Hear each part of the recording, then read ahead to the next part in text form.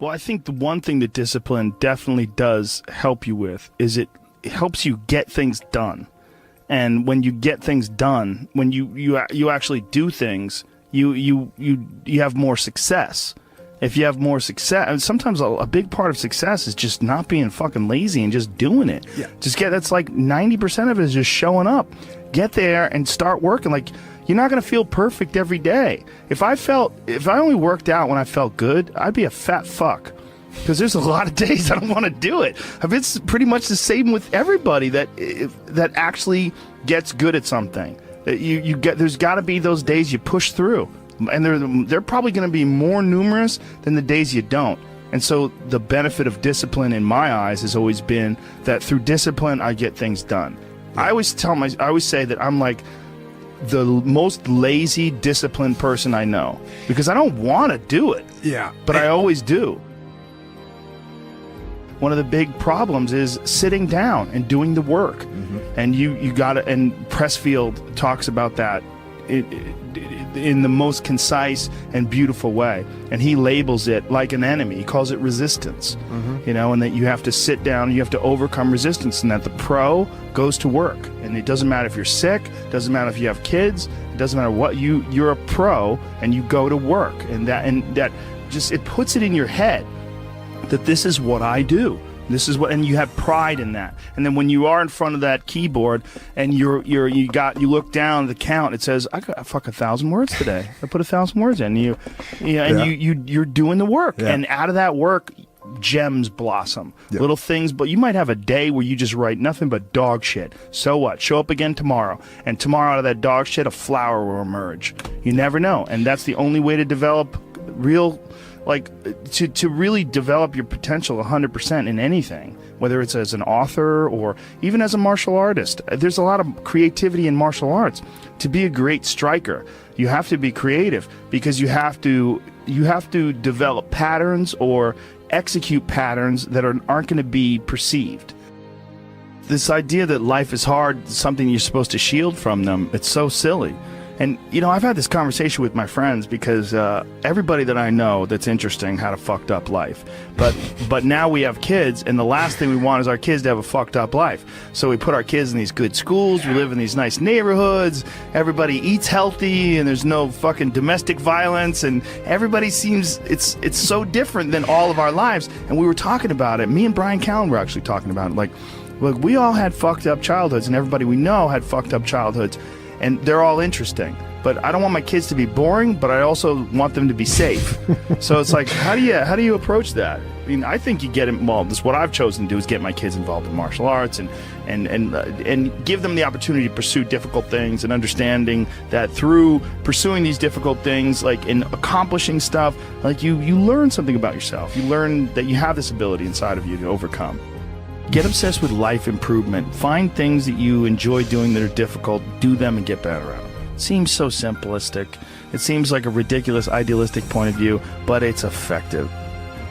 Well, you need some amount of pride and some amount of ego to get good at things in the first place, because it's such a counterintuitive notion, because you have to have a belief in yourself. You have to be able, like when you start out at jiu-jitsu, you're a white belt. Like, I remember being a white belt and being like, oh my God, I am fucking never going to get good at this. I'm going to suck forever. But to look at people who are better than you and know they had to have sucked at one point in time. Okay, there's somewhere along the end of this tunnel, there's got to be a light. I just got to keep going. Yeah. And that takes ego, and right? Ego, yeah, I was going to say, I mean, ego drives you to be successful, me to be successful. Ego is what's driving you. The problem is when you let ego go too far. Yeah. And everything takes balance. I mean, there's a dichotomy in everything. Every part of you has a dichotomy. You can get so into the physical aspects of things that you end up like doing a bunch of steroids and going crazy and ruining your health. Right? Yeah. That's not good. Right. The other end of the spectrum, you can sit around and play video games and turn into a... Bodybuilding is a great example of that, because when you start lifting weights, you're like, God, I'd like to be stronger. And you start getting a little bit bigger. You're like, oh, look at that. I got a muscle. Woo, this is cool. And then you keep going, and then you keep going. But some guys get so fucking crazy, they won't stop until they have 22-inch arms. And they want to have thighs that are so big, they have to walk like they've got a barrel in between their legs. And, you know, and they just can't help it. They just take it to some completely unhealthy place. Yeah, that's rough. Yeah, well, it's just the nature of trying to get good at something. You got to recognize what's good and what is just fucking insane. For some people, especially, they're just experiencing way too much pressure. And that pressure, a lot of times, it's just an imbalance in perspective. And some of it's, like, I was talking to this mom once. Her daughter does gymnastics with my daughter, and we were talking about kids killing themselves where she used to live. She used to live in one of the really wealthy tech areas outside of San Francisco, and a bunch of kids that went to school with her daughter that were like 15, 16, were jumping off bridges and shit. Like, it was like an epidemic. And they were trying to figure out what the fuck is going on, and they're literally calling it affluenza. That these affluent kids and their families are literally worth $1 billion. You know, I mean, everybody's super rich, and they're having this insane pressure, like before high school and in high school, to be in Ivy League schools and to get 4.0s and all, and they're not having any fun, and they're not experiencing life, and they don't have any hope, and their parents are all on fucking pills, and they're just killing themselves. For some people out there that aren't feeling good, man, if you just fucking struggled more, you get over that struggle, you feel better. It sounds so simplistic, but I swear by it. I've felt shitty myself, and then forced myself to work out, and after I get out of there, I'm like, whoa! 100%. Fucking it's 100% guarantee. It's hard for people to break momentum, too. Momentum that's good momentum, or momentum that's bad momentum. When I get on a good groove of working out all the time, I feel it. Like, after I'm done working out, I'm like, yeah, I can't wait to get in there again. I can't wait to work out again. That's the good momentum. But then there's that bad momentum, like you get injured or something like that, and you can't do anything for a couple of weeks, and then to try to get that kickstart that motor up again, it's hard to get momentum. There's a lot of people that are eating shit food, and then by the end of the day, your body's in a crisis. Your body's just processing all this bullshit. And if you're eating a big, bullshit lunch filled with nonsense, like, your body's got to process all that stuff. And so at the end of the day, yeah, you're going to lose your willpower. So, like, when 5 o'clock, 6 o'clock rolls around, you're going to be tired. But if you have a healthy lunch, and, you know, you're properly fueled, and then you also have positive people in your life, everyone's motivated, by the end of the day, you're going to feel good. Whatever the fuck your thing is, just go and do it. Just force yourself to do it. And if you feel like shit because you ate lunch, then your lunch was, you know, filled with bullshit, well then, hey dummy, don't eat shitty lunch tomorrow. Tomorrow try a nice salad. You know, try a salad with some salmon and see how you feel then. You're like, hey, I feel way better today at 6 o'clock. Duh. Now your decision making will be better. Like, people don't understand how significant it is. Like, all these little decisions, those are like that's the path for the rest of your existence on Earth. And if you decide to go to fucking Cheetos chocolate chip cookie route, you're just making a shit path. You're carving your fucking path through broken rocks and glass, and it's not the way to go. You know what else doesn't exist in a day-to-day life? A place where it's okay to be a man. It's actually okay to be a man. It's okay to have man thoughts. Like, everybody is so toned down and neutered. It's like human resources and corporate life has watered down people's natural behavior to the point where people are just dying on the inside, sitting in these fucking cubicles, rotting, just freaking the fuck out, having all these thoughts they can't entertain, having to pretend to be someone they're not all day long, putting on this bullshit way of talking, this fake way of thinking. Everybody's got to subscribe to whatever fucking ridiculous policies their company wants to enforce. And you're just a robot, and you get out of there and you just want to scream. It's this fear of discomfort. People have this extreme feeling in their mind when it comes to their associations with exercise. They want to avoid discomfort. They feel like any type of exercise is just like something to be avoided. That's not for me. Fuck that. I don't want to sweat. I don't want to strain. And a lot of times, this association that they have is about the beginnings of getting in shape. It's not about once you're actually fit. Because once you're actually fit, exercise is something you look forward to. It's an alleviation of stress. it feels great. Like if I can't get a workout in, I look at my schedule. I go, oh shit, I don't have any time for a workout, which means I'm not going to get that good feeling. And so instead of looking at it like, oh, I've got to go grunt and sweat, I'm thinking I'm not going to feel good. I'm not going to feel relaxed. I'm not going to feel carefree. And I'm not going to feel even appreciative. Like my appreciation of things, and it gets enhanced greatly after exercise. I just feel better. I feel like I can take things in for what they are rather than, you know, whatever sensory data that I'm getting from any event is just one more distraction that gets in my way. And you know, that's a lot of times how I look at things if I'm overstressed or if I'm working too much. Like our bodies, for whatever reason, most people, their associations are to avoid anything that's uncomfortable. But it's so illogical, because when you look at comfort and you look at success and progress and the feelings of accomplishment and of getting past certain hurdles in terms of like how you feel about life, a lot of those are connected to discomfort. Like discomfort is your friend. It really is. Like discomfort and not being happy and content with certain situations in life or certain feelings in life, they're massive motivators, and they're amazing at facilitating change.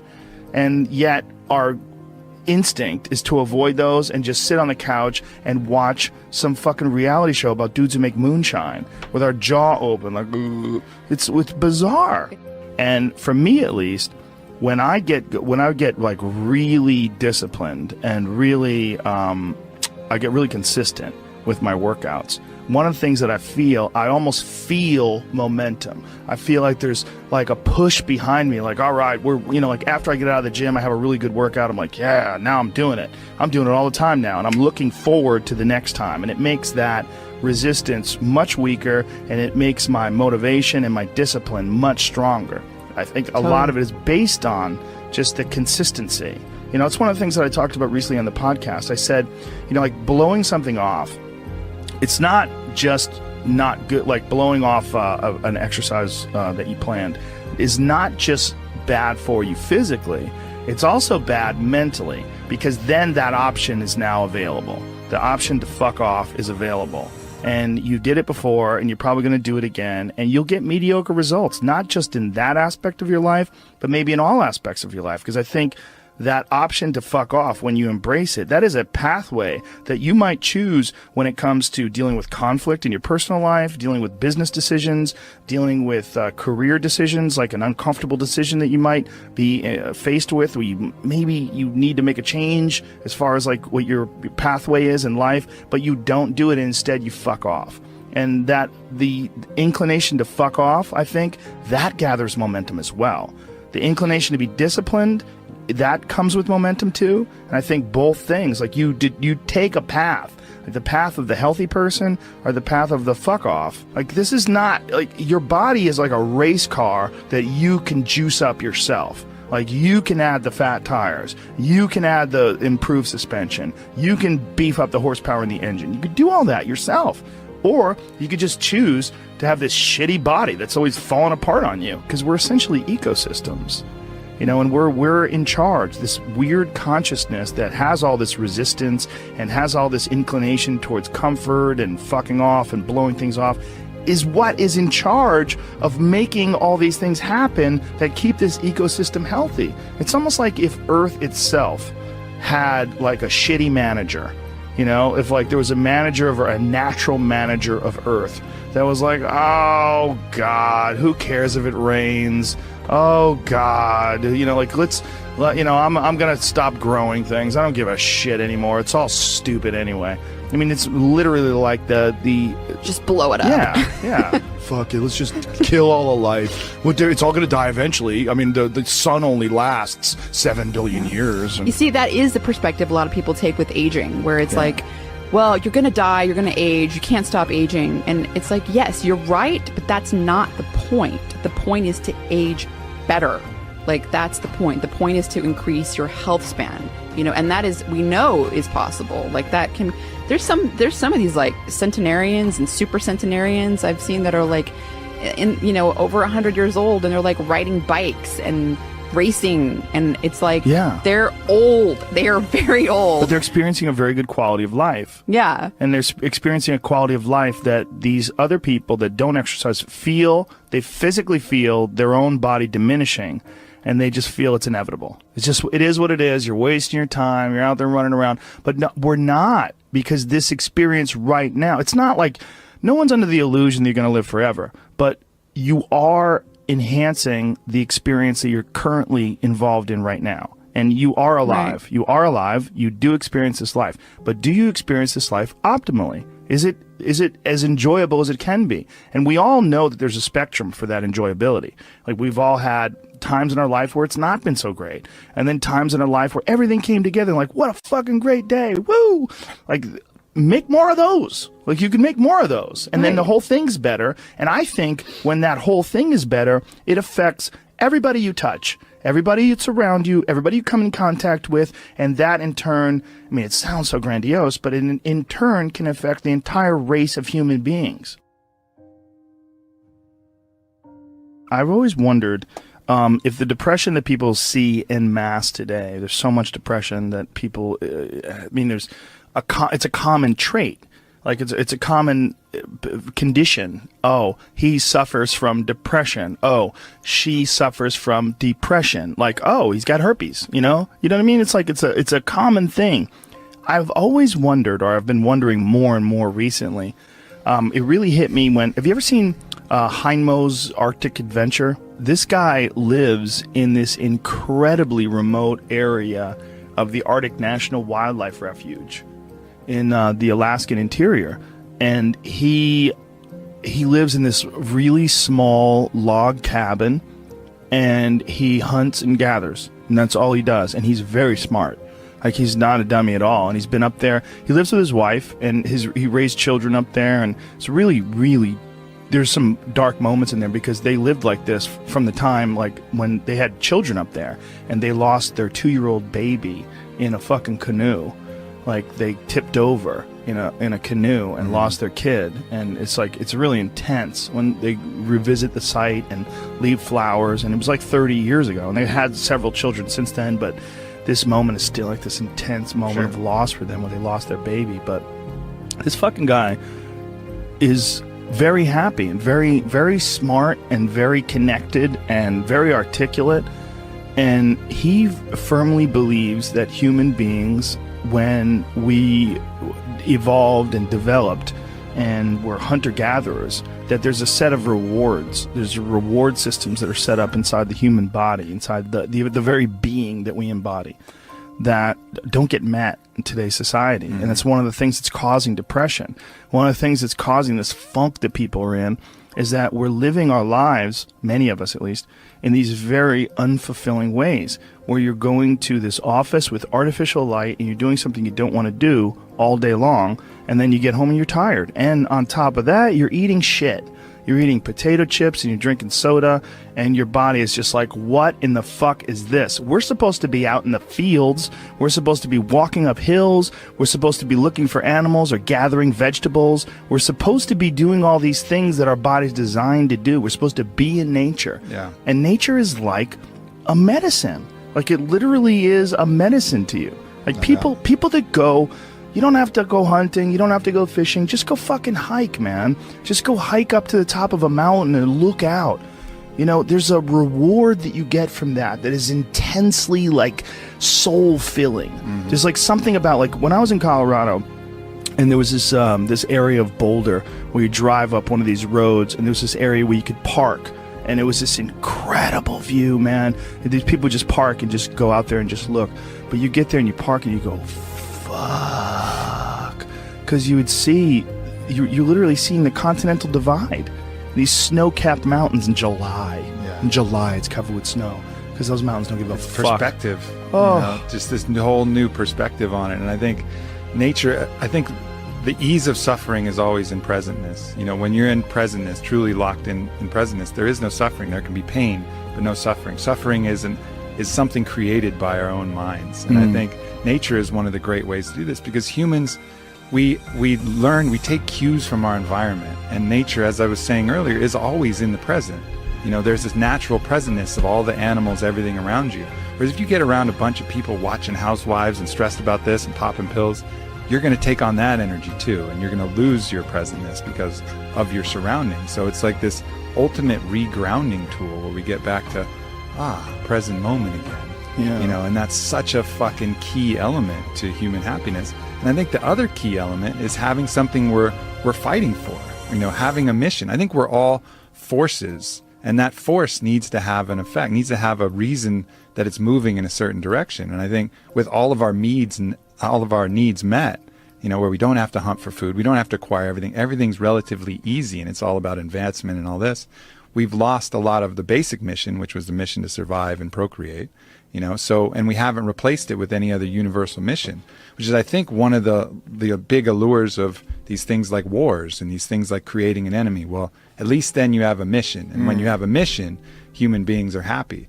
You know, like Bertrand Russell talked about, he did a book, Conquest of Happiness, and he had his own fucked up attributes. Every time I bring him up, people talk about his fucked upness. He was into phrenology, and he might have been a racist, whatever, but he was a good philosopher. Smoked constantly. Yeah. But anyways, he talked about the happiest person he knew. The happiest person he could find was a groundskeeper on a manor who every day woke up and was at war with the rabbits of the grounds. He just declared that the rabbits were the fucking enemy, and he would go out with his gun and he would hunt as many as possible, and he would go morning till night, and he would kill as many rabbits as he could, because it was the rabbits were the ones eating the hedges and the flowers and whatever. So he basically made the rabbits his enemy and struck out every single day to kill as many rabbits as possible. And that dude, according to Bertrand Russell, was happy as fuck. He had a task. He had a task. He had a purpose. You know, he had a mission. My mission is to destroy the rabbits. I used to have a dog like that. Yeah? I had the happiest dog ever. His name was Frank Sinatra. And he was a pit bull that all he lived for was killing lizards. And my house, my old house, not the house I'm in now, but my old house, had this one, it's like on a hill, and there's this one wall where these lizards would run up the wall. And so Frank, I would literally let him out in the morning, and he would fucking bolt out that door. It's like, time to go to war. Like, and he would run and go look for these lizards. And he would stand there, like, Eddie Bravo would just watch it and marvel. He'd be like, fuck, man, this dog does this every day. This dog does this every day. I go, this is what he loves to do. And he would go there, and he would have his paws on the wall. And he would, and he would go crazy, and he would jump up and try to grab a lizard, and occasionally he would get one. And he'd be like, fuck yeah. And he would get one, and he would go looking for another one. He would go, and it was a pretty big yard. So he would go wandering around the yard looking for anything else that fucked up, anything else that was slipping. There was constantly, unfortunately, twice I had to take him to the hospital because he got bit by rattlesnakes. Because rattlesnakes were slipping too, apparently. He killed the rattlesnakes, but the rattlesnakes fucked him up. Yeah. He had like a water balloon growing out of the side of his head. Both of my dogs. By the way, that's a real problem if you don't have the money to pay for the serum. It's super expensive. It was several $1,000s to treat them for this rattlesnake venom, anti-venom shit. It's like, I was like, man, what if I was poor? What if... that's a whole fucked up system. Like, they inject horses with the venom, and then they like get the antibodies from the horses. It's like this archaic system. I think my friend Donald Schultz is working on, he's a big snake handler guy. He's working on ways to innovate around that, because it's kind of like a real backwards system that they have, how you get anti-venom. Well, a horse will survive, so let's just fucking put the venom in there, and then we'll get the antibodies from the horse, and then, you know, it's a weird thing how they do it. Yeah, well, that's a real problem with people that are vegans. If you're a vegan and you don't use any animal products and you get bit by a rattlesnake, you got two choices. Compromise your morals, or that's a wrap. Yeah. You know? But this dog was so goddamn happy. He had missions. Yeah. You know, he would go out of that yard and he wasn't bored. He was like, please take me for a walk. Come on, man. He was like, see ya, dude. I'd open that door. He was gone. He just had his little mission. And I think you can see that in the people who are the most unhappy. They seem aimless. They're like, what am I here for? Why am I doing this? Nothing makes sense, you know? And I've even felt it in my own life when, you know, I know what my mission here is. First, my mission is to expand human consciousness, to help people be happy. Like, that's really what I find my greatest purpose in. But every once in a while, I'll get this kind of like fuck people attitude. Maybe someone said some fucked up shit, and I'm like, man, people fucking suck. Fuck people. And then at that moment, that's when I'm actually depressed, you know, because I've lost my mission. Instead of having a mission like, yes, my mission is human consciousness, all of a sudden it's like, fuck people, fuck that mission. They'll figure it out. And then I'm depressed because I've lost my purpose. It's very hard to rise above, like literally, when something like that happens and realize like, oh, you're encountering one diseased individual. You got to look at the mass of humanity. Yeah. Like when you encounter one diseased individual, it's so like this guy who shot up that nightclub in Orlando. You're looking at one diseased individual. And if you say, man, people fucking suck, look at what they did. Well, look at how many people that are responding with rainbows on their Twitter pages and love and all the best wishes to those folks that got killed and all their... I mean, I was looking at this guy's page who's an animal lover who was organizing people to go to the homes of the victims and see if they have pets that are trapped. You know, there's beautiful people out there. Yeah. There's a lot. There's more beautiful people. This is without a doubt not just the safest, the easiest. This is the happiest time in terms of like being able to like reach out and send love to people and have people send love to you. But just occasionally you run into cunts. Yeah, no doubt. And the cunts itself, man. But the beauty is out there too. It's just not as dramatic and it doesn't impose upon us as forcefully. But if we just look, it's around all the time. We run into good people all the time. But you know, you just make eye contact with that good person or that kid who's just looking at you and just creeping with that little smile, and you're like, oh yeah, the good of humanity, the fact that, you know, we really are love, you know, being expressed, you know, outwardly all the time, and it's just these other delusions that get in the way of that. Well, we're oddly attracted to negativity too. It's almost like we look at negativity online or that you run into as like a possibility of war. Like, you have to look out, this fucking drum's beating. God damn it, there's an army on the background. They're coming. But, you know, it's like this real impulse to sort of batten down the hatches. When really it's just some fucking 36-year-old loser sitting in his parents' basement, you know, farting and smelling his own farts and angry online. I mean, that's really what a lot of you're dealing with. You're dealing with, like, really sick people. Like, people that have just, for whatever reason... They've not found their path. They've not found any happiness. They've not found any fulfillment. They haven't found any growth. They're just stifled or rotten in some sort of a weird way. It just hasn't really worked for them. Yeah. And so they're lashing out. They're lashing out at the world. And you run into one of those, and you're like, people suck. Yeah, and that's the initial response, and then the more conscious response is to look at them and have compassion for that person. Yeah, you know, that's hard to do, right? That is hard to do, and our system isn't based upon that. Even if you look at the U.S. penal system, it's very much about punishment. Whereas if you watch that documentary that Michael Moore did, Who to Invade Nest, where they go to Norway, they have a whole different idea of what the penal system is for. It's about restoring human dignity and cultivating, you know, a change, really making change in the person. It's not about punishment. It's about actually changing that individual so he doesn't do it again. And then you look at the recidivism rates between our prisons and Norway's prisons, and they're just dramatically different. That impulse to punish immediately, you know, is not the healthiest impulse. That's just going to create more issues down the road. You're not rehabilitating anybody. You're just taking even more broken people and putting them out in the world and hoping they're not going to do the broken things. Well, it's not going to fucking work. You know, the right impulse is always that compassion and looking to see, as if that was you, how all of these fucked up elements of the world and choices. I'm not overriding the fact that they had choices in all this. They're not free of guilt. But look at that like this is the person that just made some bad choices and had some tough shit to deal with and couldn't overcome it. The resistance in the video game was higher than his skill set, and he wasn't able to choose to work and choose to the positive elements that would allow him to overcome it. You know, yeah, see that. It's also Norway's dealing with far fewer people. That's true. You know, that's a good thing for them. And it's also they don't have that conquerors mentality that we have. So we're so wrapped up in success and also in punishment.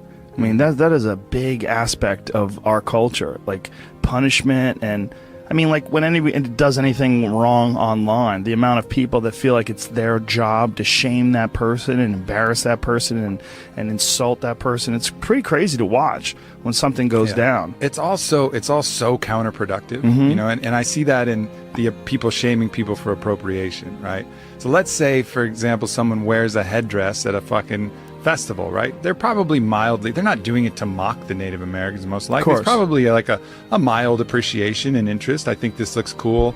I'm in a place and, you know, and then all of a sudden they get all this intense hate and shame and putting all of this stuff, all of these intentions on them that weren't true. Again, going back to my point about morality, it's not about the act, it's about the intentions of the act. But right now we make it all about the act. Oh, you wore this headdress, that means you're insulting thousands of years of Native Americans, you're oppressing, you're appropriating. Like, no, I fucking wasn't. I was wearing a fucking headdress. But then all of a sudden that imprint will create trauma, and that trauma will have a poisonous impact that will make them feel weird and make them want to do that to other people. So it's like you're injecting someone with a hate virus, you know, that they're going to then pass on to other people rather than doing the opposite, you know, spreading the love herpes, where it's this contagious positivity that goes the other way. And we have those choices with how to deal with people, but more often than not, good to treat other people the way you would like to be treated yourself. It's like a golden rule, and there's a reason for it. And that reason is that we're connected in some strange way that we don't totally understand.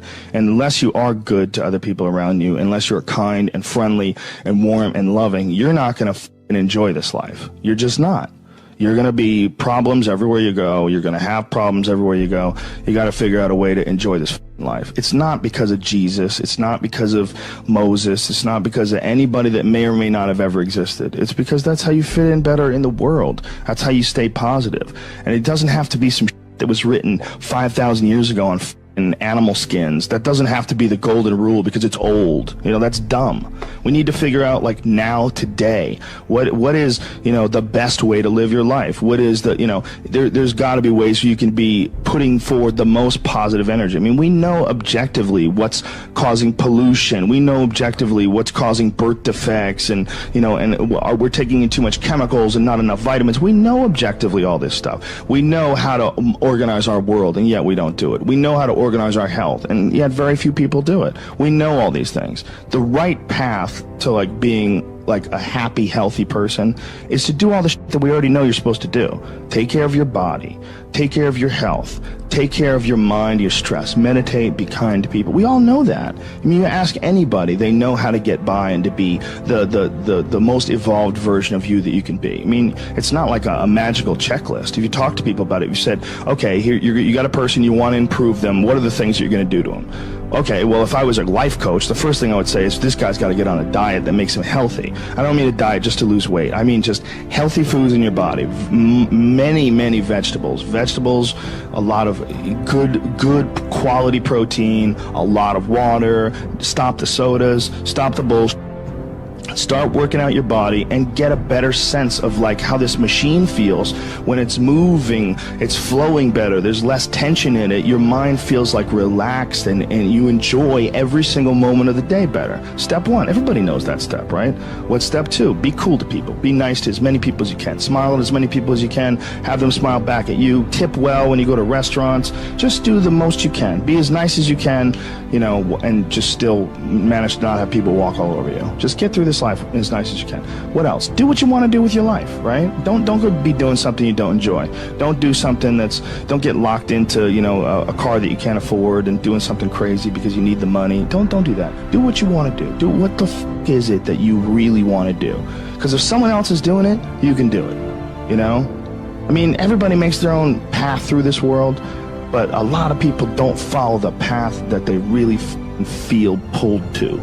You know, just for whatever reason, they got negative programming. You know, when they were kids, someone told them they couldn't do it, or told them to take the shortcut, or take the shore route. That's a sad thing, man, when you talk to dudes, especially like talented dudes, and they don't follow up with what they want to do, you know? A bunch of people that will say, yeah, well, I have a family, so, you know, it's a great idea for you to just go out there and go crazy. I have people to support. You need to listen. Stop saying that. Stop saying any of those things. Every single person who has ever done anything worthwhile or exceptional or difficult or extraordinary, anyone, whether it's great artists or authors or mathematicians or whatever the it is, everyone encounters difficulties. There is no easy road. It does not exist. It is impossible. Everyone has issues. If you have time to pursue a hobby, if you have time to do anything in your life, you can better yourself. And here's one way you never better yourself. when you come up with excuses for why other people are successful and you're not, that is dangerous. When you give yourself an escape, yeah, well, that's easy for you to say, you know, you do this, you do, and trust me. Everybody has a hard road. I wanted to jump out a window several times during my young life. I wanted to jump in front of a train and just end it because it's too much pressure. Not really. But you know what I'm saying. Theoretically. We all go through hard times. We all go through depression. We all go through doubt and moments in your life where it's really difficult and you're trying to figure out what your path is going to be. It's hard as But Stefan and I were talking about this before the podcast starts, that is what makes you a person. And those difficult moments are what build your character. Show me a great man who's the son of a great man. You know, that's what we're saying. These kids that are born billionaires, you're never going to be a self-made person. You have a backup trust for your backup trust for your trust, and you're man. I'm fascinated by martial arts. I'm fascinated by comedy. I'm fascinated by many, many different things. I don't understand when people say they're bored, because if I had the time to live 100 lives, I'd be speaking different languages. I'd be living in different countries. I would try a number of different careers, because I think there's a lot of unbelievably fascinating, puzzling, complex things that you could study in this world. That's just me and my personality, but that's a personality also that I've cultivated over years of challenges. Were you like that as a kid too? Well, I was involved in martial arts very early, and I think that is one of the things that motivated me to explore difficult tasks, because through difficult tasks you learn an incredible amount about yourself, and you through the fire of competition you get to understand motivation. You get to understand the resistance that you have inside your mind to doing hard work. You get to understand the rewards of discipline. Like, you don't truly appreciate relaxation unless you've worked hard. And that is the yin and the yang of life. And I've said this to the point of people getting sick of it, but one of the worst decisions a man can make, I can only speak for men, obviously, is to be comfortable. I don't think you should try to be comfortable. I think what you should try to do is try to earn comfort. And if you can get a day off where you've worked hard and you've accomplished goals, that day off will be so sweet. When I work hard and I sit in front of the TV, I enjoy the shit out of it. I put my feet up, I have a nice drink, you know, I enjoy my free time. Chairs that knids your back or something like that? I do have one of those. Do you really? Those are great. They're great, right? Yeah. I don't use it that much though, honestly. I'm more of a workaholic than I should be, probably. If the balance was, I probably should relax more than I do, but I never feel like I earned it. But that's part of the reason why when I do feel like I earned it, I can enjoy it. It's because I am more connected to the idea that I need to accomplish things, and it's not like for anybody else's benefit other than my own, or anybody else's approval other than my own. When I have a task, whether it's today I'm going to write 1,000 words, you know, or 2,000 or whatever the number is. If I don't do that, I write things down. Like, I'll write down a list of things that get accomplished that day. And if I don't accomplish that, I'll get sick.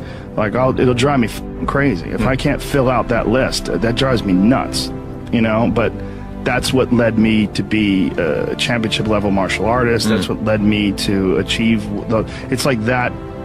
It's the reinforcement of those goals, like understanding that you can achieve those goals. It's going to be difficult. You're going to push through the difficulty, and then you're going to understand what difficulty truly is, and how much of it is just mental, how much of it is just in your mind, this adversity to difficult task or to struggle. You know, and a lot of people have that. They're scared. They're scared of complications. They're scared of failure. Failure is a big one that people are afraid of. But failure is one of the most important things you could ever have as far as like the motivation to do things differently. One of the reasons why I think that I'm good at friendships and relationships is because I've failed at them in the past. One of the things that I'm good at comedy is because I've bombed on stage. One of the reasons why I'm good at work is because I've been a worker in the past, and I know the feeling of failure, the feeling of shame, of being like a weak, non-motivated, lazy person. It's a weak feeling. It's you don't respect yourself. You know, and I have this phrase that I use all the time to people to try to motivate people. I say that be the hero in your own movie. Pretend that if your life was a movie and your life started now, what would the hero do? What would the person that you respect do? What would the person that you admire, person that inspires you, what would they do? Well, do that and if you do that, you slowly build momentum. You like, today I did what I wanted to do. Today I started a class in yoga. I did this. I did all these things that I was saying I wasn't going to do. And now I feel momentum. And momentum is a very important point in people's lives. That's why some folks don't like to take days off, because they feel like they're losing momentum and they sort of have to restart the wheel up again after a vacation. And there's a lot of folks that live life on a cushy cloud of marshmallows and bullshit, and then one day something goes wrong.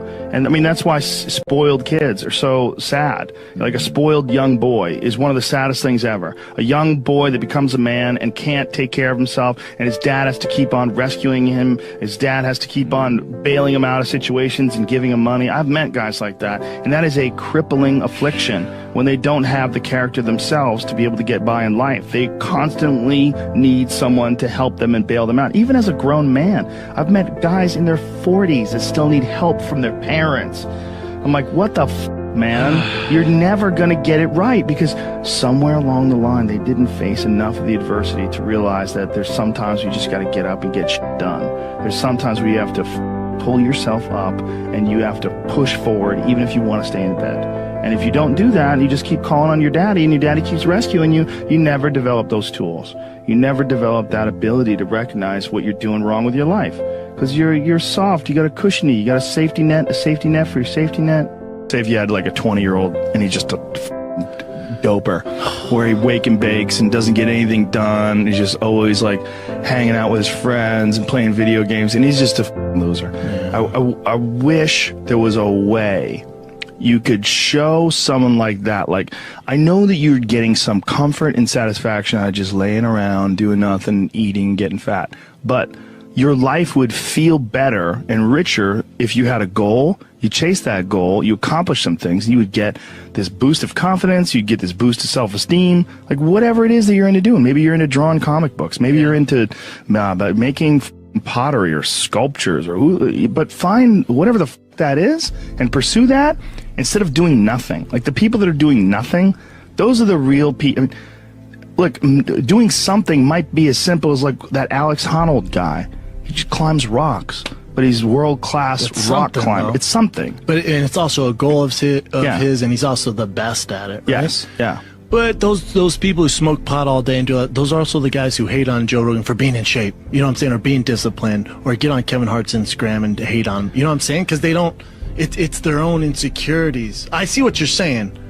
But I would assume they would get motivated by seeing other people do something with their lives. Like that should be motivating, not but if you grew up with losers and you're around a bunch of people with shitty attitudes, especially if it's in your household, I was very lucky that both my mom and my stepdad, they're the least hater people I've ever met in my life. They're just not haters in any way. Like if someone's doing well, they're always like, wow, look at this guy, or like, wow, look at her, or wow, look at him. There was never any hate in my house in terms of other people's success. But if you grew up with a dad and your dad's like, yeah, all these rich assholes, he thinks she's a badass, and this, there's people that look at other people's success, and instead of saying, wow, that guy did a lot of work, like the way I'm a successful person, but the way I look at Kevin Hart, he exhausts me, or The Rock, those guys exhaust me. I'm like, Jesus Christ, like I feel lazy next to those guys. Like they do so much. Like those guys are so overbearingly ambitious, but some people, they see that and they compare themselves and they don't like it, so they can start getting really and it's like a natural feeling to try to chip away at that person. The worst people that are the people that don't have a good self-judge, that everything they do is awesome. Those never grow anywhere. Right. I mean, that's a huge issue with comedy. When you run into people that have terrible comedy sets but think they did great. Like Greg Fitzsimmons and I would always talk about that with like open micers. Like there's people that hear phantom laughs, like they think they're doing great, and they have this delusional self-opinion where everything they do is awesome. They don't know why they're not successful already. They don't know why they're not famous. And those people, I believe, in some sort of a weird narcissistic way, you could look at it this way, that those people are there to teach you. This is the consequences of not feeling that awful feeling when you fail. I was talking to Burr a couple weeks ago. He did a set at the Comedy Store, and I saw part of it. It was he was killing, and then I ran into him in the hallway, and I go, "Oh man, main room show was great, right?"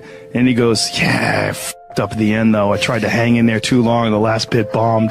Like he was just, it was rotten at him that the last bit. Like he goes, "I f***ing hung in there too long. I should have got off of the bit before that." Yeah. You know, like, but you know, when I was in there, he was f***ing killing. Yeah. You know, but that wasn't in his mind. The success was not in his mind. What was like, okay, whatever that happened at the end, don't f***ing do that again. Right. You know, right. But that's why he's Bill Burr. That's why he's really good. You're alone with your thoughts. You get an idea of what your thoughts actually are. If you live your life just acting constantly on the momentum of other people's expectations, of you wanting to be liked by these other people, you can run into a trap, and you set up a life that you didn't really want. You're trapped in this situation where you have a mortgage, you've got credit card bills, you got student loans you have to pay, you have a bunch of shit going on that you have to continue to feed, and all that, and especially if you have a family and you have to feed them, oh my goodness, then you're fully locked in. You can't take any chances whatsoever. And oftentimes people make the mistake of getting stuck. And it is just a tactical mistake, just like it would be a mistake if you got stuck on a video game. Just like it would be a mistake if you followed a map incorrectly and you get stuck in the woods. Your life is certainly some sort of a journey. It's certainly some sort of a journey. And we have to all be aware that when we're making journeys, we're not going to always make the right steps. And sometimes you have to back up and try again. And if you're in a position where you can't back up and try again, you've trapped yourself. And the system will set out honeypots for people to get trapped in. The system will set out the ideas of retirement, the ideas of the golden years, providing you benefits, providing you a healthy work environment. Why? Well, because they want people to work for them. They don't want people to realize their own dreams and escape. But that's a pain in the ass. So you got to hire more people and train them, and they want to set it up so that you stick around. You stick around in some sort of an unsatisfying world. It's up to you to see that video game problem, to see that issue as it comes up on the map. And no, I think this is a right turn. To see all the problems that could potentially lay in front of you and calculate your future. And then also look around at all the people that didn't do it and look at the misery that they're in and learn that you don't want to be like them. And then look at the people that have kind of taken chances and navigated their way. What did they do differently than you? What objectivity do they have that maybe you lack? What insight into their own mistakes are they willing to delve into that you're not, that you step back and you go, you know, I just don't want to look at myself that closely. But the person who's able to look at themselves the closest is going to get the more rational results. One of the things that's causing this funk that people are in is that we're living our lives, many of us at least, in these very unfulfilling ways, where you're going to this office with artificial light and you're doing something you don't want to do all day long, and then you get home and you're tired. And on top of that, you're eating shit. You're eating potato chips and you're drinking soda, and your body is just like, what in the f is this? We're supposed to be out in the fields. We're supposed to be walking up hills. We're supposed to be looking for animals or gathering vegetables. We're supposed to be doing all these things that our body's designed to do. We're supposed to be in nature. Yeah. And nature is like a medicine. Like it literally is a medicine to you. Like people that go, you don't have to go hunting. You don't have to go fishing. Just go hike, man. Just go hike up to the top of a mountain and look out. You know, there's a reward that you get from that is intensely like soul-filling. Mm-hmm. There's like something about, like when I was in Colorado, and there was this area of Boulder where you drive up one of these roads, and there was this area where you could park, and it was this incredible view, man. And these people just park and just go out there and just look. But you get there and you park and you go, because you would see, you're literally seeing the Continental Divide. These snow-capped mountains in July. Yeah. In July, it's covered with snow. For whatever reason, most people, their associations are to avoid anything that's uncomfortable. But it's so illogical, because when you look at comfort and you look at success and progress and the feelings of accomplishment and of getting past certain hurdles in terms of like how you feel about life, a lot of those are connected to discomfort. Like discomfort is your friend. It really is. Like discomfort